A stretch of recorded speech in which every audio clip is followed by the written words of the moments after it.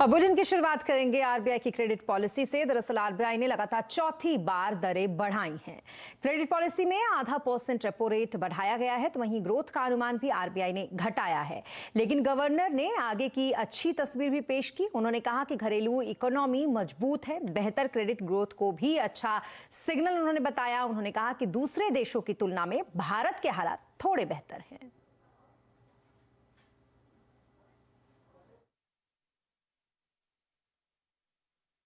While real GDP growth in the first quarter this year turned out to be lower than our expectations, nonetheless it was 13.5 and perhaps the highest among the major global economies. Real GDP growth in the first quarter, the late recovery in Kharif sowing and the comfortable reservoir levels that we have at present, improvement in capacity utilization, buoyant bank credit, and government's continued thrust on capital expenditure are expected to support aggregate demand and output in the second half of the current year.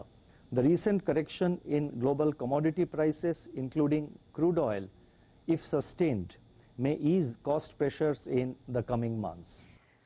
और इसके अलावा deposit की दरें जल्द बढ़ सकती हैं। SBI के एमडी अश्विनी तिवारी का कहना है कि लोन ग्रोथ डिपॉजिट ग्रोथ से ज्यादा है, इसलिए बैंकों को लोन के लिए पैसा चाहिए होगा। डिपॉजिट रेट में बढ़ोतरी हो रही है और ये इस पे डिपेंड कर रहा है कि हम कौन से सेगमेंट को टैप करना चाहते हैं, 1 साल से 3 साल या 3 साल से ऊपर। तो आपने देखा होगा हर बैंक बढ़ा रहा है, लेकिन अलग अलग रेंज में बढ़ा रहा है। कोई 10 बेसिस पॉइंट बढ़ा रहा है, कोई 20 बेसिस पॉइंट बढ़ा रहा है। और ये भी ध्यान रखने की बात है कि जो डिपॉजिट ग्रोथ है पिछले 1-2 महीनों में, वो लोन ग्रोथ से पीछे चल रही है। डिपॉजिट ग्रोथ करीब 9.5% है, लोन ग्रोथ जो पिछले 1 महीने 2 महीने में करीब 16-16% हुई। लेकिन अगर ये रेट एडवांसेस की और लोन ग्रोथ रेट कंटिन्यू करती है, ऐसे रहती है, तो डिपॉजिट में जो बढ़ोतरी होगी आप देखेंगे कि हो सकता है लोन के रेट से ज्यादा बढ़ जाए, क्योंकि अगर डिपॉजिट शॉर्ट पड़ेगा तो लोगों को दिक्कत आएगी और बोरोइंग कॉस्ट जो है वो ऑलरेडी ज्यादा है। इसलिए देर से देर अगर लोन ग्रोथ सस्टेन करेगी तो डिपॉजिट रेट की भी ग्रोथ तेजी से होगी। और इधर फेडरल बैंक के ईडी आशुतोष खजूरिया का कहना है कि आगे दरें बढ़ाने को लेकर थोड़ी सतर्कता तो बरतनी पड़ेगी। उनकी दलील है कि कहीं ज्यादा दरें बढ़ाने से ग्रोथ पर उल्टा असर ना इसका पड़ने लगे। ऐसा ना हो कि दूसरी तरफ इंटरेस्ट रेट बढ़ाने की वजह से विकास दर को पूरी तरह से रोक दे, क्योंकि विकास नहीं होगा तो फिर एम्प्लॉयमेंट ही नहीं होगा।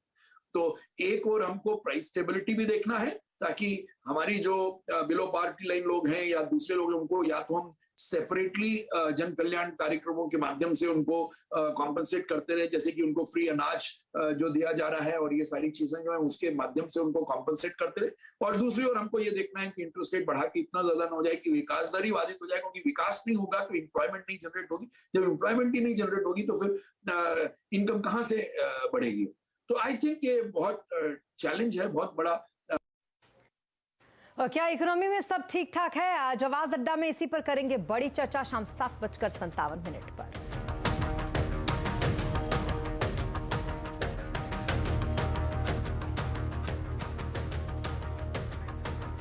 और अब बात करते हैं मार्केट की। आज 2 महीने के निचले स्तर से बाजार में बाउंस बैक देखा गया। सेंसेक्स 1017 पॉइंट चढ़कर 57,427 पर बंद हुआ।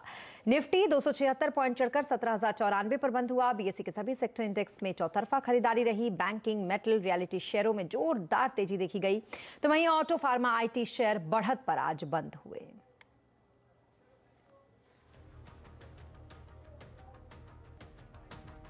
और कल 5G का इंतजार खत्म हो जाएगा, लेकिन क्या आपको पता है कि मोबाइल टेलीकॉम में जनरेशन का मतलब क्या है और भारत में कैसे पूरी हुई 2G से 5G की यात्रा? देखिए सुमित मेहरोत्रा का ये एक्सप्लेनर। तो देश में 5G सेवाओं की शुरुआत होने जा रही है और 5G सेवाओं की शुरुआत का जो सफर है वो इतना आसान नहीं था। भारतीय बाजारों में, जो कि दुनिया की सबसे बड़ी टेलीकॉम मार्केट है, उसका सफर ना केवल 1G से शुरू हुआ, लेकिन एक बहुत ही रोचक सफर है। करीब करीब 2 दशकों से ज्यादा लंबा सफर लगा देश को 1G से 5G तक पहुंचते हुए। शुरुआत, पहले तो आपको बता दें कि जी क्या होता है। दरअसल जी का मतलब होता है जनरेशन। जैसे जैसे टेलीकॉम सर्विसेज के अंदर बदलाव हुआ, जनरेशन बाय जनरेशन चीजें बदलती गई। 1G जो था वो एनालॉग बेस्ड टेक्नोलॉजी पर कम्युनिकेशन होता था। उसकी कुछ अगर ट्रेड्स या कैरेक्टरिस्टिक्स की बात की जाए तो वहाँ पे सिस्टम, फंक्शन, कनेक्टिविटी या फिर बेसिक कम्युनिकेशन जैसे रिसेप्शन, डेटा रूटिंग, मैनेजमेंट, इस तरह की कुछ सेवाएं दी जाती थी और ये एनालॉग बेस्ड सेवाएं बेसिकली 1G के तहत दी जाती थी। लेकिन 1G के बाद जो टेलीकॉम में रफ्तार पकड़ी है, अर्थव्यवस्था के अंदर फेरबदल हुआ है, कम्युनिकेशन मार्केट के अंदर बदलाव हुआ है, वो काबिल तारीफ है।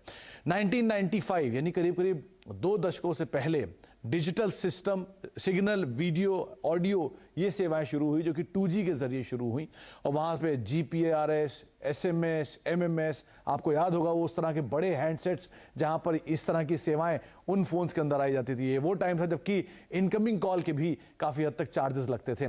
लेकिन वहाँ से समय और बदला और धीरे धीरे इस सिस्टम के अंदर एक बड़ा बदलाव आया 3G के जरिए, जहाँ पर इंटरनेट से रूबरू हुआ और इंटरनेट में 2 Mbps की स्पीड आनी शुरू हुई। उस समय पे स्पीड की कॉस्ट काफ़ी ज़्यादा होती थी, स्पीड काफ़ी स्लो होती थी। ब्राउजिंग, गेमिंग जैसी सर्विसेज आनी शुरू हुई और ये वही समय था जबकि एक बड़ा एवोल्यूशन हैंडसेट्स के अंदर भी आता हुआ दिखाई पड़ा। हालांकि 1995 से 2008 तक का सफ़र ये इंडिया ने देखा 3G के जरिए। 3G से लेकर 4G का सफर उतना लंबा नहीं था, महज 4 सालों के अंदर ही 4G अडॉप्ट कर लिया देश ने, जहां पर मोबाइल ब्रॉडबैंड जैसी शुरुआत आते हुए दिखाई पड़ी। बढ़िया स्पीड भी आ गई और कई सारे बदलाव हुए। अब वो समय आ गया था जबकि हम HD सर्विसेज देखने लग गए थे। स्पीड भी 100 Mbps तक की आ चुकी थी और एक बढ़िया तेज स्पीड मानी जा रही थी और एक अच्छा डाउनलोड 30 सेकंड के अंदर एक बढ़िया डाउनलोड भी होने लग गया था। Movie streaming, live streaming, videos, gaming, music, ऐसी बहुत सारी सेवाएं जो हैं इस समय पर आते हुए दिखाई पड़ रही थी। क्लाउड एक बड़ा मार्केट था जहां पे स्टोरेज करने के लिए बहुत सारी चीजें आ चुकी थी। तो एक बड़ा बदलाव इंटरनेट मार्केट में आ गया था। लेकिन वहां से और एक बड़ा रिवॉल्यूशन जो है वो अब आता हुआ दिखाई पड़ेगा जबकि 5G सेवाएं लॉन्च होने जा रही हैं। यानी कि 2012 के बाद सीधे 2022 10 साल के अंदर एक बड़ा रिवॉल्यूशन आया है 5G। 5G के अंदर आपकी स्पीड 100 Gbps आ चुकी है जो कि 4G से करीब करीब 100 गुना ज़्यादा है। जहां पर हम एक समय पर HD वीडियोस की बात करते थे, म्यूजिक की बात करते थे, लाइव स्ट्रीमिंग की बात करते थे, वो बदल कर हो चुका है IoT, AR, VR जैसे कनेक्टेड डिवाइसेस भी आ चुके हैं, 5G इनेबल्ड डिवाइसेस भी आ चुके हैं। तो एक बड़ा टेलीकॉम रेवोल्यूशन पिछले 2 दशकों से ज़्यादा में हमने देखा और ये धीरे धीरे रेवोल्यूशन लेकर इंडिया को दुनिया की सबसे बड़ी टेलीकॉम मार्केट, सबसे कॉम्पिटिटिव टेलीकॉम मार्केट के तौर पर बना चुका है। तो इस तरह का बड़ा रेवोल्यूशन हमने इस मार्केट के अंदर देखा है। जी हाँ, तो कल देश को मिलने जा रहा है 5G का तोहफा और आपने समझा होगा किस तरीके से सफर किया देश ने 5G का ये। और प्रधानमंत्री नरेंद्र मोदी कल इंडियन मोबाइल कांग्रेस में करेंगे 5G सेवाओं का उद्घाटन। मुकेश अंबानी, सुनील भारती मित्तल और कुमार मंगलम बिरला जैसे दिग्गज भी होंगे इस कार्यक्रम में मौजूद। देखिए आवाज पर लाइव कवरेज सुबह 10 बजे से।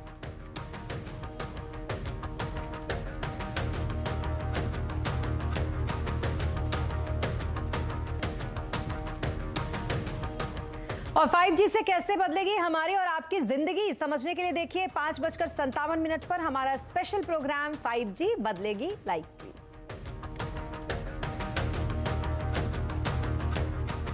और अब बात गांधीनगर की, वो इसलिए क्योंकि आज से गांधीनगर और मुंबई के बीच semi high speed Vande Bharat चलने लगी है। प्रधानमंत्री मोदी ने खुद इसे हरी झंडी दिखाई। वो खुद भी कुछ मुसाफिरों के साथ गांधीनगर से अहमदाबाद तक ट्रेन में सफर भी किए। इसके अलावा प्रधानमंत्री मोदी ने अहमदाबाद मेट्रो फेज 1 का भी उद्घाटन किया। प्रधानमंत्री ने जिनके साथ वंदे भारत में सफर किया उन मुसाफिरों से बातचीत की। हमारे संवाददाता केतन जोशी ने, आप भी सुने। वंदे भारत ट्रेन गांधीनगर से मुंबई के लिए चल पड़ी है और इस बार हमारे साथ जो लोग मौजूद हैं वो खास पैसेंजर है क्योंकि प्रधानमंत्री नरेंद्र मोदी ने जब इसको उद्घाटन किया और गांधीनगर से कालूपुर तक आए तो ये सारे पैसेंजर उसमें थे और वो भी स्पेशल ड्रेस में। प्रधानमंत्री के साथ आपकी क्या क्या बात हुई? हमारे साथ उनके, हम कल्चरल ग्रुप से है तो हमारे साथ कल्चर के लगती बात हुई कि आप कैसे कल्चर को प्रमोट करोगे, अपने प्राचीन संस्कृति को कैसे आगे बढ़ाओगे। तो उस तरह से कि आप लोग हम लोगों ने बात की कि हम प्रारंभ कलावृत्त संस्था से है जिसके थ्रू हम वाइब्रेंट के वो सारे सोर्स करते हैं। तो हम कोशिश करेंगे कि हम इंटरनेशनल भी वहाँ पे। अच्छा, आपने प्रधानमंत्री के साथ बैठकर बातचीत की, उन्होंने क्या पूछा आपको और आपने क्या उनको सवाल किया? हमको वही पूछा कि आप यहाँ पे गांधीनगर में रहते हो तो कैसा लगता है यहाँ पे रह के, क्या करते हो? तो हमने बताया कि स्टडी करते हैं इसीलिए यहाँ पे आए, बाकी हम गुजरात के अलग अलग जगह से यहाँ पे आए हैं पढ़ने के लिए। फिर उन्होंने कल्चर के बारे में बात की, क्योंकि ड्रेसअप में है तो बताएंगे कि आप किस वजह से यहाँ पे आए। बिल्कुल, आपने बातचीत की, कैसा लगा? प्रधानमंत्री खुद आपके साथ सफर कर रहे थे। प्रधानमंत्री जी के साथ बात करके तो बहुत अच्छा लगा, और कभी सोचा भी नहीं था कि हम प्रधानमंत्री जी के साथ ट्रेन में मुसाफरी करेंगे, उनसे बात करेंगे। वो हमारे सामने बैठे थे, उन्होंने हमारे साथ इतनी अच्छी तरीके से बात की, बहुत मजा। बिल्कुल, तो ये क्या फोटो, वीडियो, सेल्फी?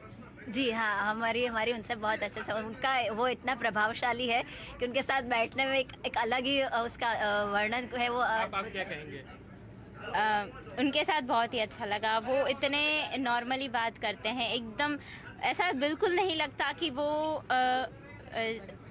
पीएम की गद्दी पे हैं। हमको इतना कंफर्टेबली फील करवाए। हम पहले इतने नर्वस थे सब कि सबको डर लग रहा था कि एग्ज़ाम्स का जैसा लग रहा था, बट उनसे बात करने में इतना अच्छा लगा, इतना कंफर्टेबली बात की उन्होंने। बिल्कुल, तो ये है पहले वो ऐसे भाग्यशाली मुसाफिर जो प्रधानमंत्री के साथ भले ही कुछ ही किलोमीटर के लिए बैठे हो, लेकिन एक यादगार क्षण रहा। और आगाज इतना अच्छा है तो हम कह सकते हैं कि वंदे भारत का आने वाला सफर है वो भी यादगार बनेगा हर मुसाफिर के लिए। केतन जोशी, अहमदाबाद। और मर्सिडीज की पहली made in India luxury sedan दिखाएंगे आपको, पूरी तस्वीर बताएंगे, पूरी खबर ब्रेक के बाद।